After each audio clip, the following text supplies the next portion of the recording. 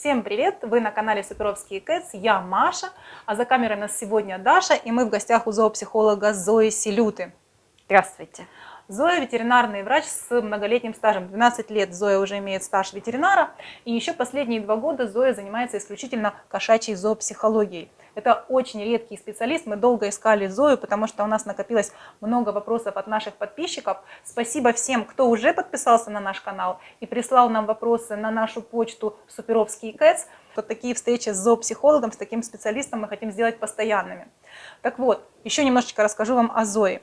У Зои дома у самой очень много животных.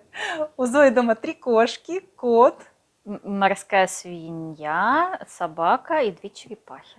Как они все уживаются, мы вам обязательно расскажем и покажем. Сделаем такой отдельный сюжет. А сегодня ваши вопросы. Итак, вопрос первый от Юли из Днепра. Давайте посмотрим видео.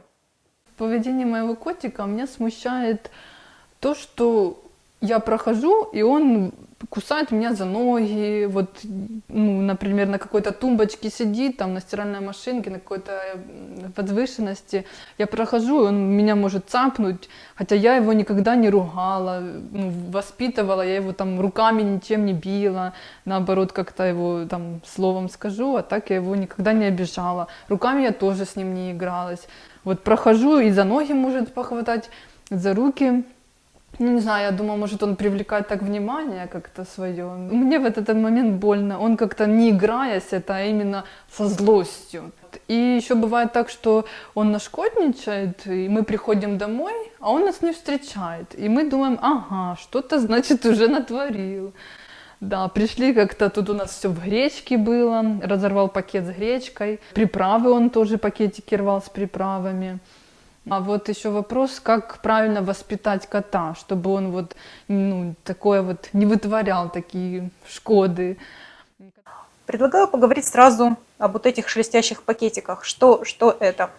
Хозяйка говорит, что она приходит домой, и он нас не встречает. Вот встаньте и проанализируйте, почему он вас не встречает? Да потому что он уже вдоволь наигрался, он где-то уже отдыхает, ему уже хорошо, он же оставил в покое эту гречку, он ее нагонял по всей кухне и все. И он поэтому вас не встречает, потому что ему уже не скучно. Да не то, что он чувствует свою вину, как мы иногда думаем. Кошки, у них нету чувства вины, они этого чувства их не посещает, поэтому успокойтесь и не ждите от них этого. Что могу предположить? Ему было скучно, опять же. Он пришел, видит, ага, потрогал, шелестит пакетик, а давайте я его потрогаю. А вот тут тоже что-то шелестит, и все. То бишь для того, чтобы этого не было, опять же, вы завели животное. Когда, допустим, заводят маленьких щенков, котят, я как специалист, представьте, это маленький ребенок, вы уходите из дома, вы должны его ограничить, чтобы он себе не навредил. То есть в маленьком возрасте мы садим там в манеж, в вольер, даже в переносочку, и когда нас нету дома, он должен быть ограничен в доступе, чтобы он ничего не наелся, там, не напился, ничего не съел. В данном случае у вас уже подрощенный котик, но это не значит, что он не может куда-то залезть. Да? То есть вам надо исключить и убрать источники того, что он может нашкодить, как вам так кажется. Вот. И дать ему взамен что-либо. Подойдет, не обязательно идти покупать там игрушку за очень много там денег. Купите, возьмите обычную коробку картоновую, вырежьте там вот такие вот дырки, положите туда с мягкую вот такую вот шарики, поставьте. Вот я на своем коте испробовала, он был в восторге 3 дня. Он занимался этой коробкой. Еще раз расскажите, что коробка в ней. Коробка, чтобы туда лапка могла пролезть, вот такого вот формата дырочки. И он просто на разных уровнях. в этой дырочке. Да. И вы туда сминаете элементарно, либо мячик можете туда, игрушку его можете любимую туда положить, какие-то мышек, либо еще что-нибудь, либо что-то опять же шелестящее, какую-то шелестящую, но чтобы он не мог оторвать и, естественно, наесться, что-то такое более безопасно. Поверьте мне, вы придете домой, он 3 дня будет заниматься этой коробкой, ему будет интересно. Потом, естественно, естественно, оно ему наскучит. Вы убираете эту коробку. В следующий раз дайте ему что-то они безумно любят, допустим, опять же, те же пакеты, да, вот как бы, да, он будет в этом пакете сидеть, играться, его там... Не задохнется? Но должна быть, конечно, безопасность, чтобы это был небольшой пакет, возможно, даже порвите С его. дырочкой, да? С дырочкой, да, вот. Но надо смотреть тоже по животному. Есть такие, которые поедуны, то есть они все любят в рот тянуть, да, там, наедаться. Естественно, здесь, конечно, есть риск того, что он может откусить и как бы съесть, и будут потом проблемы. Можно ли кота отучить кусаться? Разберем первую ситуацию. Первая ситуация. Прохожу, может цапнуть. Давайте сначала разберемся. Кусание, оно может спровоцировано быть либо агрессией, либо проявлением внимания. Да? И от этого мы ориентируемся. Вот в данном случае в видео мы видим два разных момента кусания. Там, где он хочет внимания, там, где у него проявляется агрессия. И словесно хозяйка говорит, там, где он нападает на ноги. Это уже проявление у нас охота идет. И все это три разных модели, которые надо будет корректировать. В данном случае прохожу, может цапнуть. Тут надо смотреть. Это однозначно не проявление агрессии, потому что он пытается завлечь ваше внимание. Надо определиться, насколько там много хозяйка определяет внимание. Возможно, его надо погладить, ему надо дать какую-то вкусняшку. Она целый день была на работе, не зашла, его не погладила, там переоделась, ну, как вариант, как пример, вот, и пошла заниматься там домашними делами. И он пытается вас привлечь. Но он не понимает силу укуса и то, что он делает неправильно. И в основном хозяева, они воскрикивают, говорят: ай, мне больно, начинают кричать, но кот не понимает этого. Для него это начинается игра. Она отреагировала, как хорошо, все. И он может убежать, но это у него идет позитив. Дальше, набрасывается. Набрасывается, это, я так поняла, в основном, когда идет хозяйка, он где-то там затаивается, охотится, да. Кошки у нас, они охотники, им нужен обязательно источник охоты. В данном случае он нашел жертву, это хозяйка, ну, если они вдвоем живут, но в основном они на кого-то там одного еще есть охотятся. муж, а мужа он не охотится, Да. в том-то и дело. Почему вот он не охотится на мужчину? Тут надо смотреть поведение, общение мужчины с животным. Мне очень тяжело сказать, почему так. Ну, возможно, есть какое-то боязнь, опасение, либо наоборот муж делает все ему вот так хорошо, что он вот его воспринимает как такой ресурс, который вот максимально блаженствует. Не охотиться они не могут. То есть в любом случае кошки будут охотиться. Надо это скорректировать, чтобы это не была охота на определенные объекты. В данном случае это хозяйка, есть, которые могут охотиться на других животных, как в моем случае, в моей семье. Корректировка идет от нескольких дней до нескольких месяцев. И хозяева должны понимать, что надо идти на какие-то жертвы. Это жертвы в основном идут не пожизненные. Ему надо убрать доступ, откуда он может охотиться, да, то есть именно на человека. Позакрывать все вот эти вот нюансы, да, там, вот, чтобы он не смог... То есть закрыть его вот эти пряталки, да, как Пряталки, да. Я понимаю, что, возможно, это с какой-то сейчас стороны кощунственно будет, да, вот как это такое, но мы убираем его внимание от ног и даем естественному взамен что-то другое, да, ему надо дать какие-то игрушки, чтобы он мог на них охотиться, вот именно всю свою вот эту вот охотничью нужду. Какие-то мышки, какие-то игрушки, с ним играться, допустим, вы сели на длинной палке, сделали бантик, но желательно, если это особенно нитка какая-то есть, желательно потом убирать, чтобы он не наелся, если вы самодельно делаете игрушки, их без контроля не оставлять, потому что они могут, ну, навредить. И вы убираете, рассеиваете его внимание, переносите от своих ног на то, что вам надо. Вот так вы потихоньку это и корректируете. Хочу еще сделать один акцент по поводу того, что любят играться лазером. Это не очень хорошая игрушка, потому что им надо чувствовать добычу в лапках. Этот лазер, он не дает этого им чувства. То есть, да, они вроде бы охотятся, и все, и вот прям видно, на своих я вот видела, специально и пыталась с ними играться, да, и посмотреть вот их чувства. И уходит этот лучик, и они стали, и у них разочарование. То есть они, ну как это, а куда же оно делось, а куда же оно... Все, то есть они должны споймать. Они споймали, у них произошло удовлетворение, вот пару раз вы поигрались, он потом уже наохотился, он потом пойдет и ляжет спать. Ему уже ваши ноги не нужны будут. Третий момент, когда она его гладит, тут он уже сидит спокойно, удовлетворенно, смотрит в окно.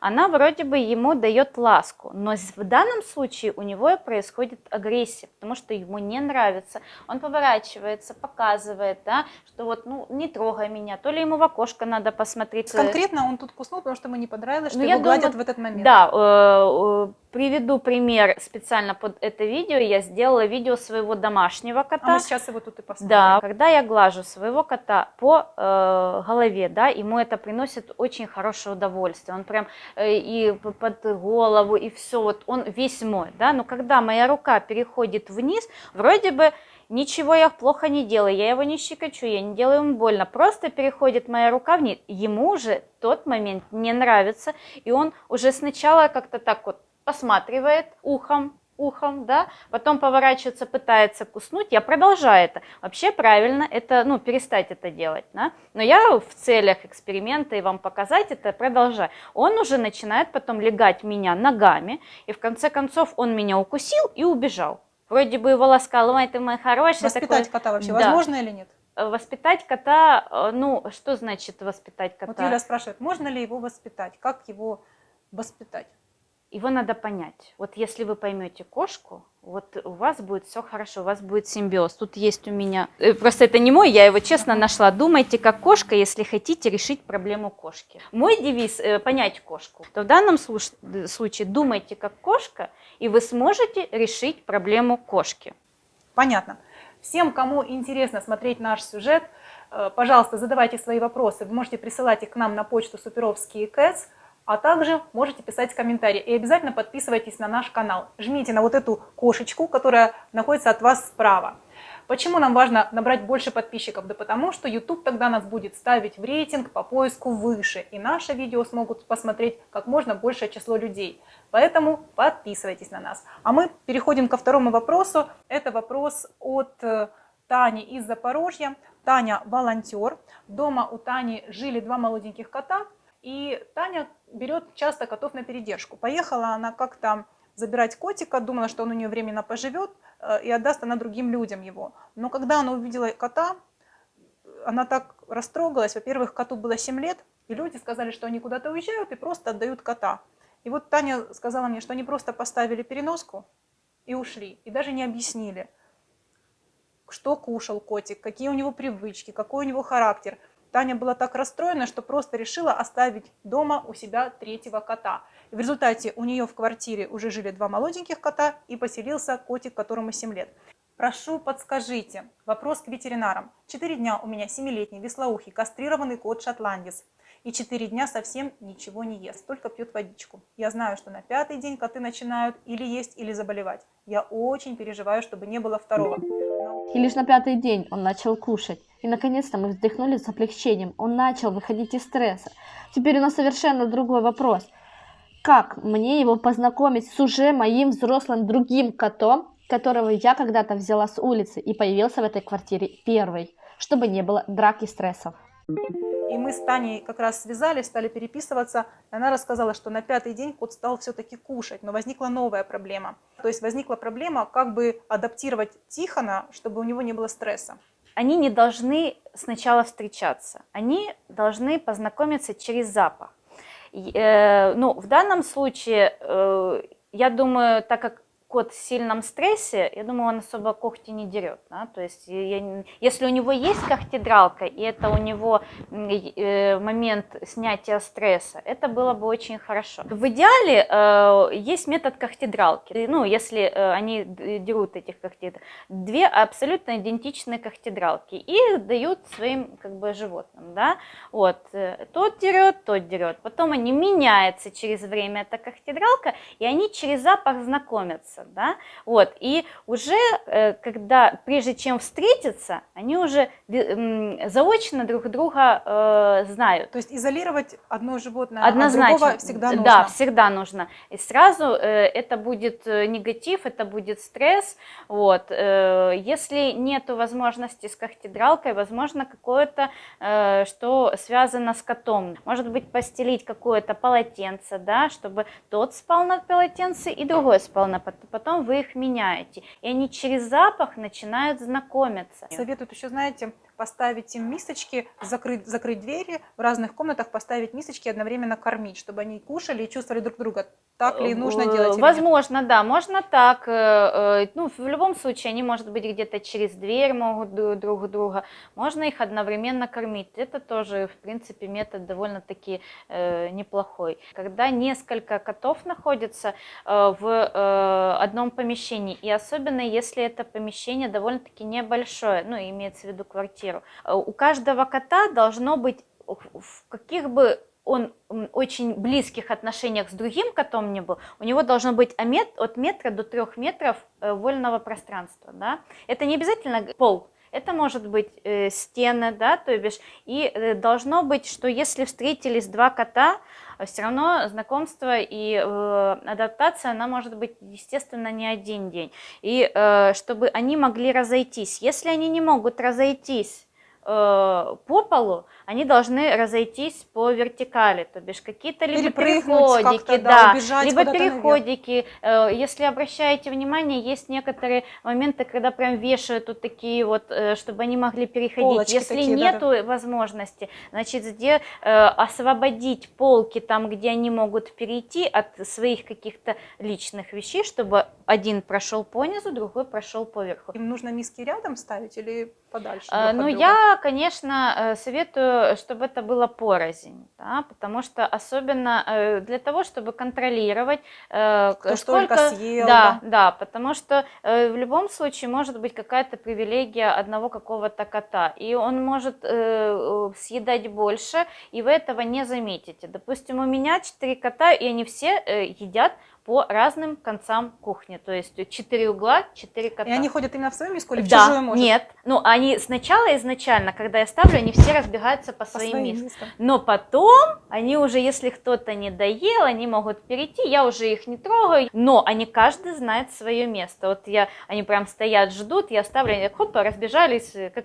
То мы сегодня в гостях у зоопсихолога Зои Селюты. Зоя ветеринарный врач с 12-летним стажем и последние 2 года усиленно занимается именно кошачьей зоопсихологией. Поэтому можете задавать свои вопросы, писать комментарии, и мы обязательно снимем следующие сюжеты. И, пожалуйста, подписывайтесь на наш канал. Наша цель 1000 подписчиков. 3-й вопрос у нас из Казахстана от Аллы. Вопрос касается кошачьего туалетика. Кстати, вопросов по кошачьим туалетам очень-очень много. Самый распространенный. Подскажите, что делать? Брату подарили котенка, но он им не занимался, так как постоянно на работе. Кот стал писать на вещи. Брат сказал, что оставит его на улице. Я возмутилась, сказала, что пристрою его, а пока пусть поживет у нас, на передержке. Пристроили в хорошую семью, но там он стал драть мебель, хотя и когтедралка была, и подстригали его. Кота вернули. Он у нас пожил 2 месяца. Все отлично, и комфортно ему, и хорошо, писает в лоток. Отдали маме. Он и там стал писать не в лоток. Я понимаю, что он хочет жить только с нами, но себе оставить не можем, так как у детей аллергия. Котик не кастрирован, сейчас ему 10 месяцев. Мы тоже стали переписываться с Аллой. Алла написала, что они пользуются таким комкующимся наполнителем крупным. И у нее тоже было подозрение, что мама, может быть, ему недостаточно много наполнителя клала. Хочу сделать вот прям акцент, да. Кота вернули. Он у нас пожил 2 месяца, все отлично, и комфортно ему, и хорошо. Сам ответ себе идет на уста. Но в данном случае с таким разбегом хозяев он еще толком никому не привык. Надо проанализировать, ему комфортно жить в вашей среде обитания. Надо проанализировать, если в данном случае у нас касается это горшка, где стоит горшок. Разные, опять же, коты бывают. Кому-то надо публичность, чтобы этот горшок стоял на видном месте, кому-то наоборот, ему надо, чтобы его никто не видел, закрыли чуть ли не под... То есть, возможно, стоит в ихнем помещении горшок где-то в таинственном месте, он зашел, никто его не беспокоит, он себе покопался и все.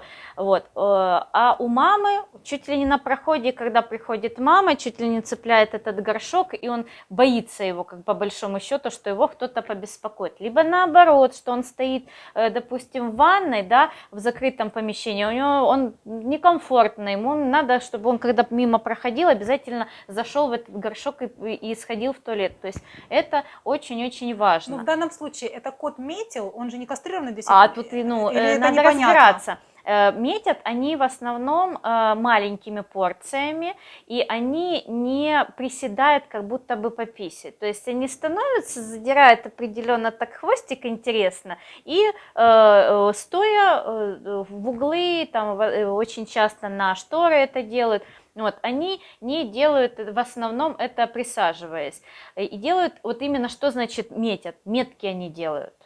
Когда это, конечно, происходит полноценно, то есть он захотел, у него наполнился мочевой пузырь, да, ему захотелось в туалет, и он пошел в другой угол и сделал полноценную лужу. Это не называется метил. То есть это просто сходил в туалет туда, да, куда сходил. Да, куда ему комфортно. Как вариант, либо туда поставить горшок, либо поиграться, поставить ему в разные места эти горшки, несколько, и поиграться действительно с наполнителями. Может быть, больше ему какой-то подойдет, но и однозначно его надо кастрировать. 10 месяцев уже, может быть, мы не исключаем. Он, может быть, один раз сходил по нужде, потому что ему надо было, а 3 раза он сходил вам, потому что он уже начал метить. Естественно, это может быть.